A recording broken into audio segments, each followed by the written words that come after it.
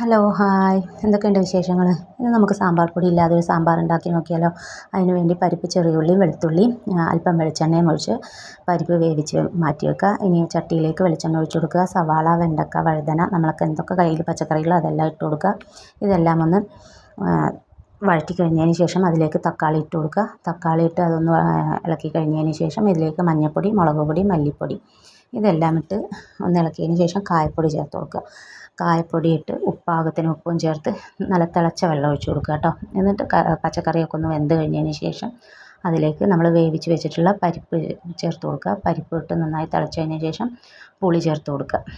പുളിയും ചേർത്ത് കറി നന്നായി പാകമായി കഴിഞ്ഞതിന് ശേഷം നമുക്ക് ചട്ടിയിൽ എണ്ണ ഒഴിച്ച് ഒരു 2 മണി ഉലുവ, കടുക്, കറിവേപ്പില, വറ്റൽമുളക് ഇതെല്ലാം ചേർത്ത് നന്നായി വറവിട്ട് കൊടുക്കുക. എല്ലാവരും ഒന്ന് ട്രൈ ചെയ്ത് നോക്കണേ. ട്രൈ ചെയ്യാത്തവരുണ്ടെങ്കിൽ എല്ലാവരും ട്രൈ ചെയ്ത് നോക്കിയിട്ട് അഭിപ്രായം പറയണേ. എൻ്റെ ചാനൽ ഇഷ്ടമാവുന്നുണ്ടെന്നുണ്ടെങ്കിൽ എല്ലാവരും ഒന്ന് ലൈക്ക് ചെയ്യുക, ഷെയർ ചെയ്യുക, സബ്സ്ക്രൈബ് ചെയ്യുക. താങ്ക്